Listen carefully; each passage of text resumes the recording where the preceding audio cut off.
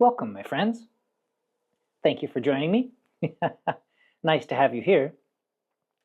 I thought today we would explore a way to understand our bodies, our postures, and to include the space around us. And so, of course, I brought a prop, very important prop, a little lamp. I'm just going to leave it behind me here. And there's a reason for that. You see, we can begin here with this comfortable standing posture, just as usual. Settling in, becoming as soft and as free, using the principles we've been exploring as possible. Allow your whole body to open.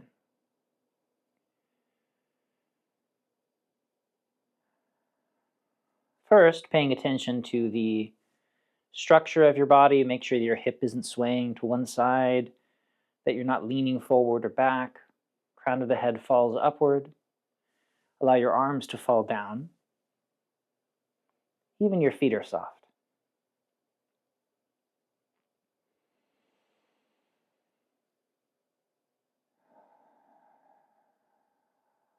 Notice the space inside your body as best you can. That does take practice, but it's worth beginning that process, paying attention to the places inside that you're aware of, even if it's just the space inside your lungs as you breathe, or if you're hungry, maybe you notice the feeling inside your digestive system.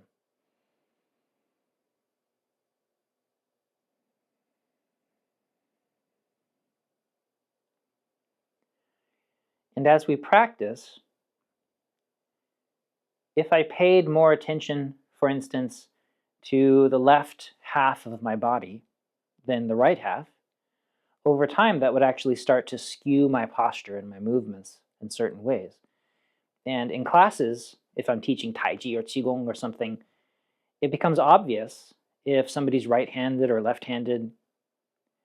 And with practice, actually, I've begun to notice that I can see where somebody's mind is in their body, the spot that they're paying attention to as they're practicing.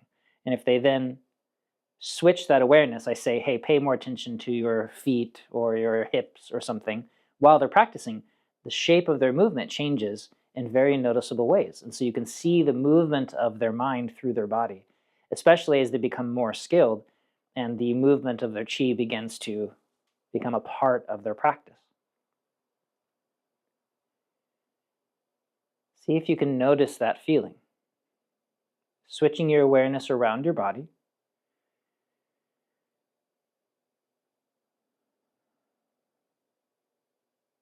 And the tiny adjustments that you make as you do so.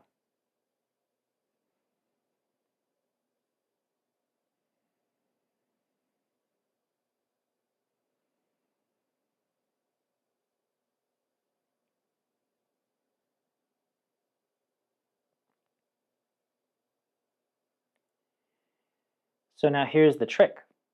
The important thing to recognize is that the same thing is also true as you move your awareness around the space that you're in. People tend to pay attention to the space just in front of them, usually the space somewhere at face level, not so much in front of their feet, but there's this discrete globe of space in front of them that people tend to pay attention to. And because of that, your posture and your movements follow that space. We tend to move more in that space than other ones. Likewise, for instance, I tend to be right-handed, and so I tend to pay more attention to the space in front of me and to my right than I do to my left, and far more attention to these spaces than, for instance, to the space behind me, where I have my conveniently placed lamp. And so what I want to do today is to use my lamp as an example of moving this light of awareness into the space behind you. You see the brilliant metaphor?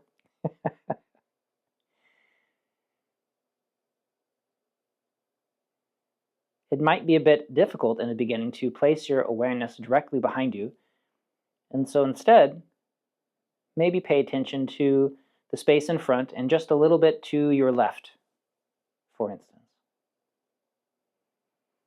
Over here. You're not trying to adjust your posture. You're not doing anything on purpose. You're just paying attention to that space. You can use your eyes, but probably better to close your eyes and simply pay attention to that space as though you're listening to that space.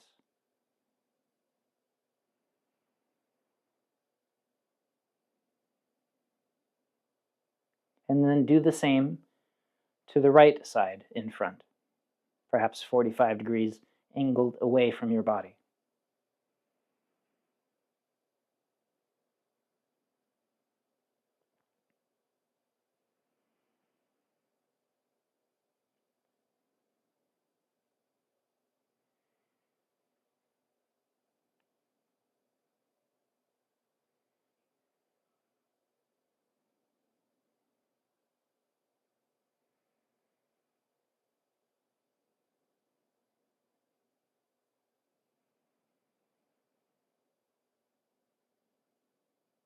And then pay attention to the space still a bit in front of you, but perhaps in front and above. So the space where you could easily look up and see that space in front of you. That tends to be pretty easy for people to notice. You might notice some small postural adjustments as you move your awareness around in the space in front and to the sides of you, above you. And now, pay attention to the space down just in front of your feet. If there was a book on the ground in front of you, and you took a step forward, you would step on that book.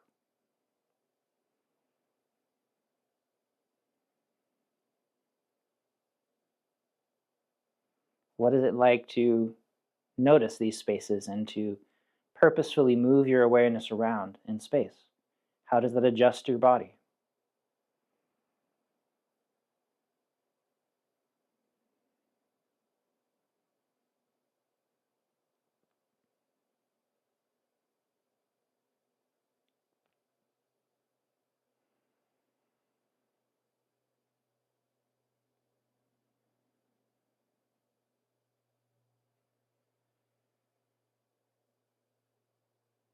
So now move your awareness up directly above your head. Perhaps if there was a fly buzzing around, somewhere up above your head, between you and the ceiling or the sky. And if you close your eyes, you can hear it.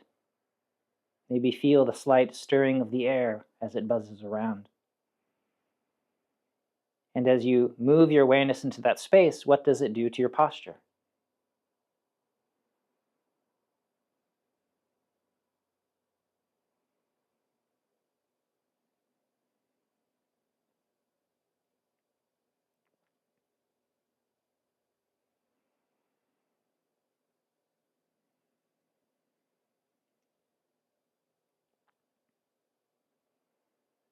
Likewise, imagine that you're standing on a platform, perhaps, and beneath your feet, maybe just some centimeters beneath your feet, there's some kind of activity going on. Maybe there's an insect crawling just beneath your feet, or a mouse, perhaps. And you can feel that movement beneath your feet. Not on the bottom of your feet, but in the space a little bit further away from your body. And so your awareness goes down to that space. If you were to imagine roots growing from the bottom of your feet, down into the ground, even just a few centimeters below you, and you feel into that space with your imagination and your attention, what does that do to your body, to your breath, to your center of gravity?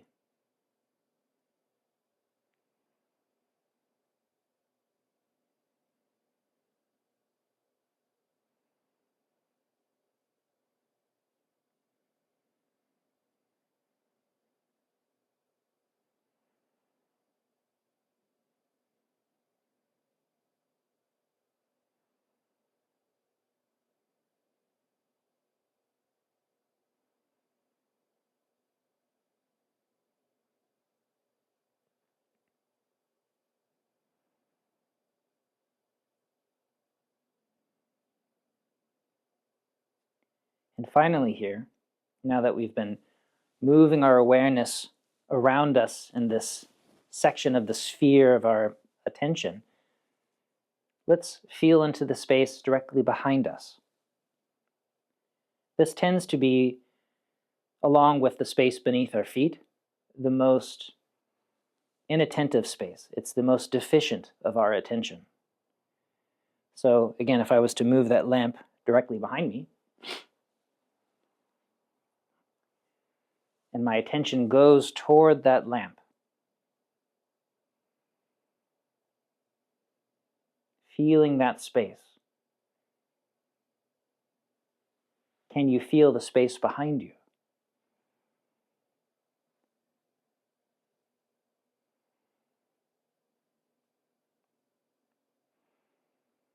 I used to study with an instructor, Chen Wang, and we would practice, and he'd step up behind me, and he'd clap his hands behind my back.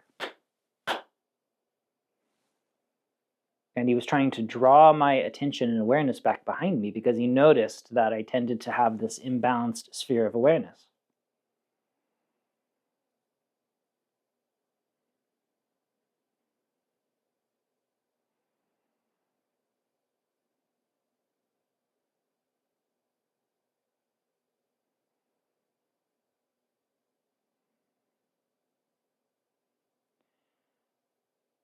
And so as we practice, during these basic seated and standing sequences, because again, we're not trying to do anything special, we're not trying to focus on anything in particular or change anything in any way, we're just trying to become balanced, comfortable, quiet practitioners. And in that space, part of being balanced, just as with an upright, balanced posture, I wouldn't want to be standing and listing to the side. That wouldn't be a good way to practice. Instead, I practice this upright posture with my body.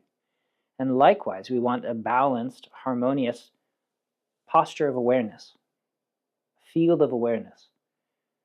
I'm not trying to do anything in particular with my awareness in normal practice, but I do want to recognize that my sphere of awareness tends to be imbalanced. And so I want to fill in those spaces as best I can. So for today, if you notice that you have an imbalanced field of awareness, pay extra attention to those places where you notice that it's difficult or strange.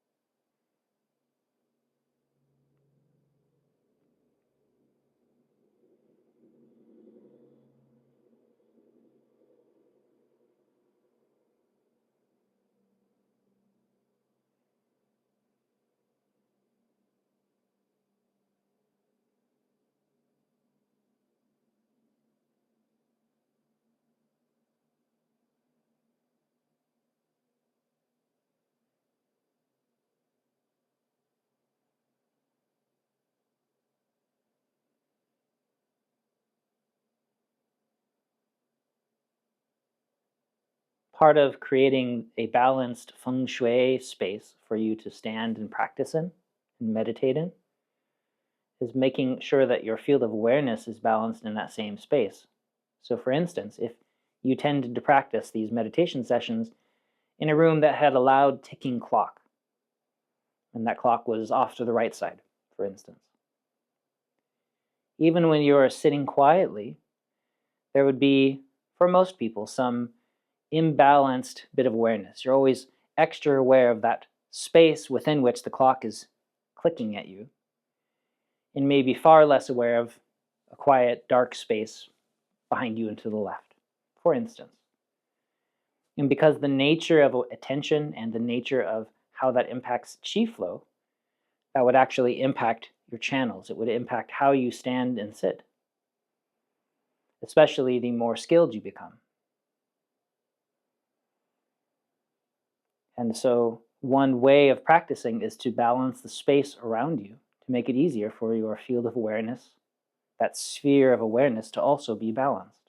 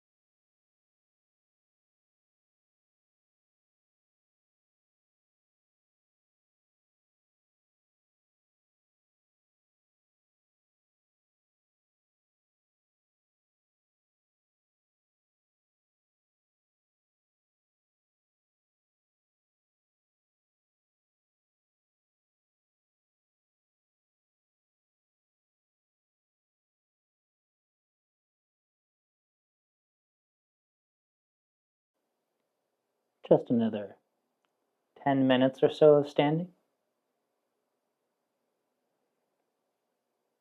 Again, rebalancing your awareness around you. To the left, to the right, in front of you, behind you, above your head, and below your feet. Some teachers would say that you want to have your awareness include the space at least a meter below your feet.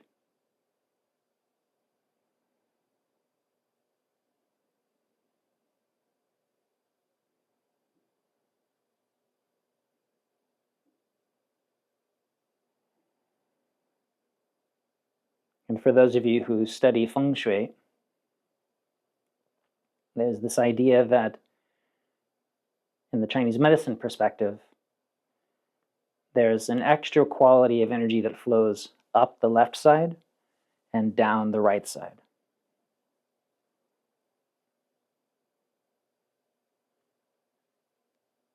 And you want to subtly encourage that quality without doing anything overt for it. But you'll notice that my room, I've designed it so that there's an extra quality of movement coming up the left side and settling down on the right side. That's purposeful. I'm also facing in the direction that tends to encourage that. So for me, in this room, this is south, this is east where the sun rises, this is west where the sun sets.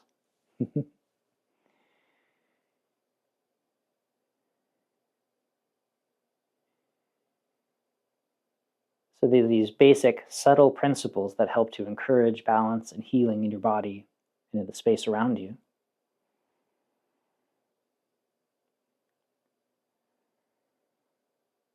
Without trying to overtly control anything. So we open and settle our awareness. We balance physical posture, mental posture. And in that open, balanced space, we let go and soften.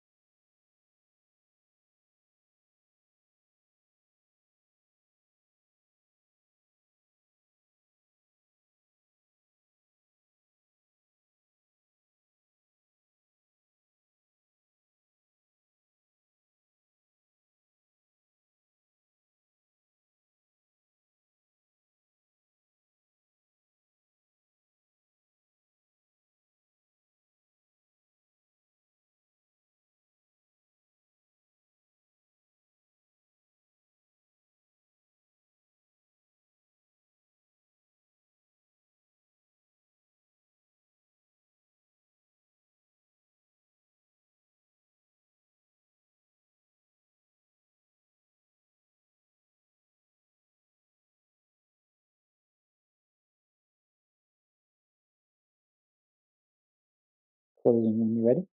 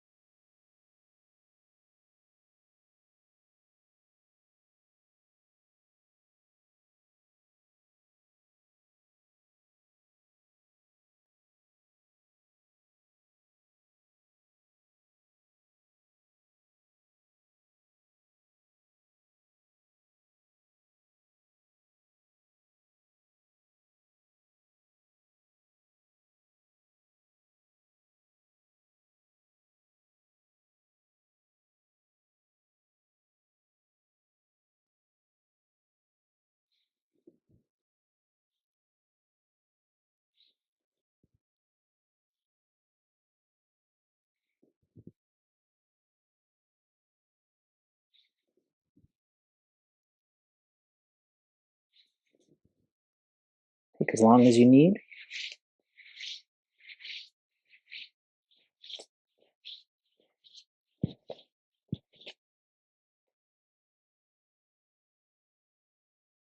Ah. That's a lot of fun. And when you're ready, grab a chair.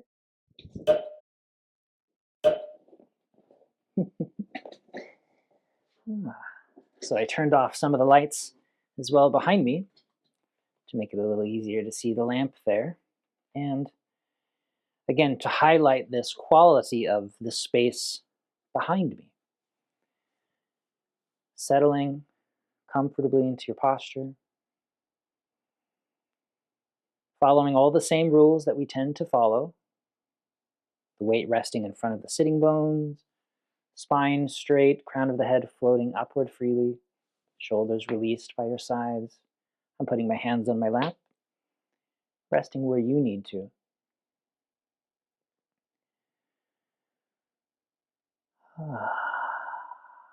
Some of that Songjing breathing, letting everything fall away.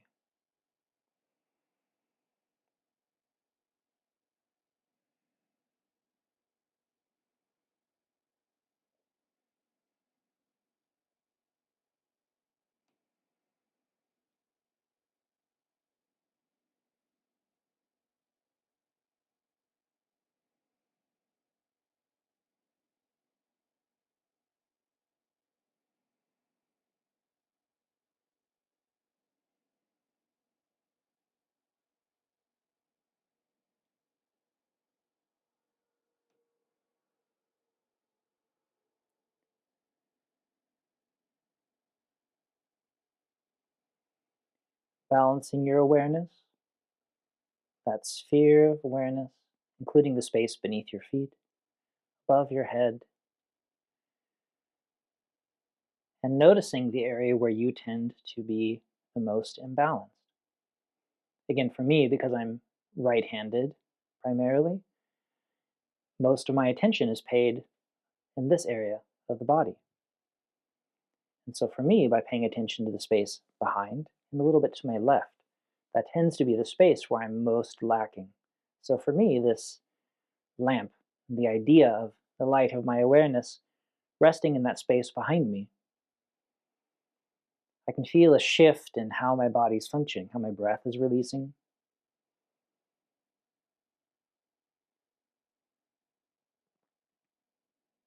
And of course, the idea for all of this is to not pay extra attention to that space all of the time while quietly sitting and resting in awareness, but rather to notice the tendency toward imbalance. So again, in the same way that if I was sitting like this tends to skew my practice. It makes it more difficult for me to be present and in my body, makes things more likely to hurt. And so I find that upright balance through my posture. And likewise, the posture of your attention, needs to be balanced. And so, hopefully, by doing practices like this and including them in your day to day life, paying attention to those spaces where you tend to ignore, very shortly, during your quiet, resting, attentive practice, the sphere of your awareness is more harmonized and balanced, including the space around you evenly.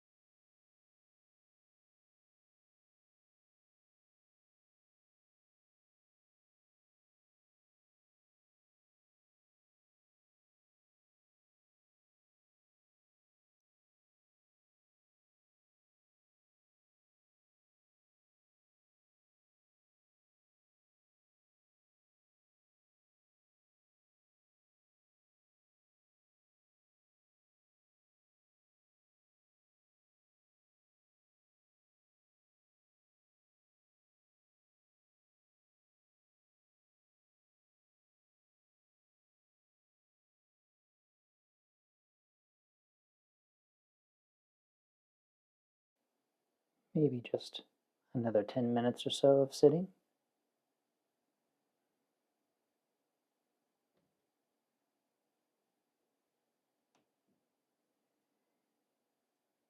Once again, settling your awareness evenly around you, through you. If you're having difficulty finding that space where you never pay attention, you can try that idea of moving the ticking clock or a lamp.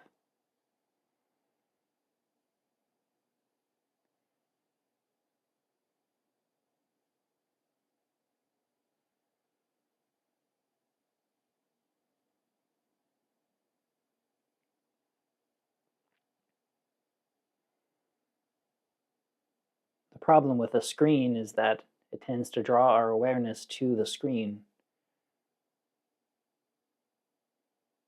So instead, placing something behind you or adjusting the position that you're in so that the object, even the screen, is in that space where you need the extra help paying attention. And then naturally your awareness is drawn into that space.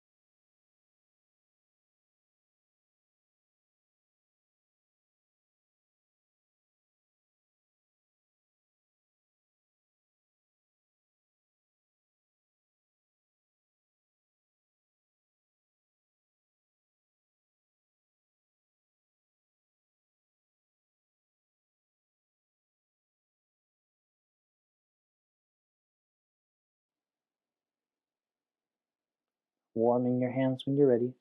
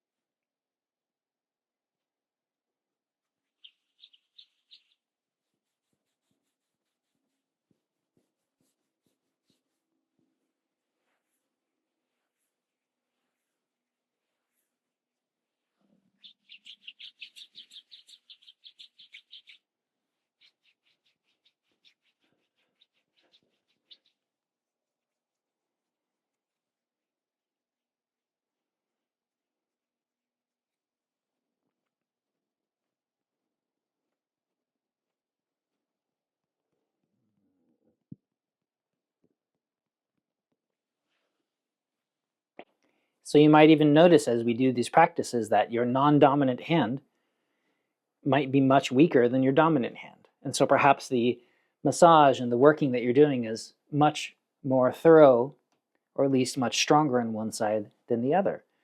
So be sure that even as you're doing these movements that you pay attention to balancing between left and right, front and back.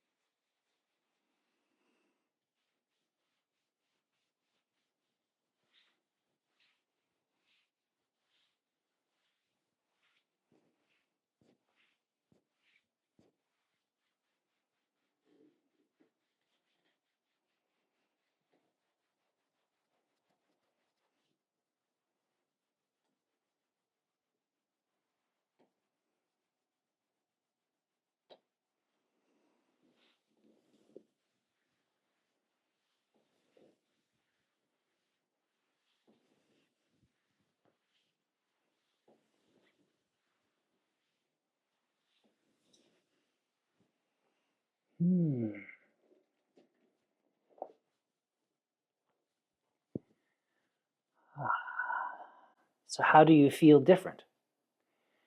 And so your homework after this is very simple. To gently balance the sphere of your awareness, or in the very least, to notice the direction your mind tends to go. It's very common in all of our practices for people to have a very lopsided shape of awareness, and it changes the direction that their body twists. I'm constantly, when teaching standing posture with people in front of me, having to untwist people's bodies. They might be moving like this, very commonly, for instance, and then you discover that they're right-handed, and this hip and buttock, for instance, is much weaker than this side because of the way they stand and the way they interact with the world. Even when they sit at their computer, if they're right-handed, their mouse is here, and so this side just sort of sits like this. Maybe one hip is always crossed in a certain way. And it tends to shape the way we do everything. And so by simply paying attention to what those imbalances are, maybe you move the mouse to the other side, get a little movement through here. Maybe you pay attention to the side that you have to engage with the world in general. Notice how those imbalances impact you. And just by noticing it starts to correct it. And so as we sit in these very comfortable, easy, the most basic style meditation practice that we can, this quiet resting, you want to make sure that you're resting evenly, not lopsided in your body, not lopsided in your mind, taking into the account of the space around you. So for those of you who are athletes, of course, it's incredibly important to make sure that your awareness of your whole body is the same, so that you're not moving in weakened and imbalanced ways that might hurt you. If you're a martial artist, you can imagine how important it is for you to be able to be aware of the space behind you. And so that was the reason that I was initially trained with this, is because you always want to have this clear sphere of awareness to be able to take action. But there's 1,000 good reasons for that, including just this capacity to feel the space that you're in. And for those of you that have done various kinds of eye training with me, you've heard me talk about how practicing with peripheral awareness. So for instance, again, in the martial arts training that I was doing, our instructor would have us do things like look at a spot over here, and look at somebody in the eyes, maybe my teacher, and then another student would pull something out of their pocket or do something with their hands or their body. And without breaking eye contact with my teacher, I had to be able to know what was going on over here. So my eyes were focused here, but my attention was someplace else. They don't have to be the same thing. For many people, that breaks their mind, to recognize that you can be looking at one thing and at the same time observing something that you're not really directly looking at. And the very interesting thing about that, other than that's a very useful skill, peripheral vision, but that it's very potent in your nervous system. There are lots of studies that show that because stress tends to be something that causes us to go like this and hyperfocus and to allow everything in our body to squeeze inward, because we start to practice this opening up, that it's actually quite calming and nourishing for the nervous system. It tends to make us calm because it's the opposite of this tendency. And this is a kind of peripheral awareness. Our awareness is evenly distributed through the space around us, which is the opposite, again, of that habit which goes like this. So that rather than our mind being like a flashlight turning into a laser, being hyper-focused, instead it's more like a lamp, evenly distributing the light around us. And so we allow for that quality to start to show up in the nature of our mind. And that's part of us having this resting, gentle awareness. It has that quality of balance. And so practicing with that in your day-to-day, and certainly during your methods here, and in general for life during your meditation practices, can be very profound and very powerful. And I'm really grateful that you're joining me on this particular journey, and I really do hope that you enjoy your practice.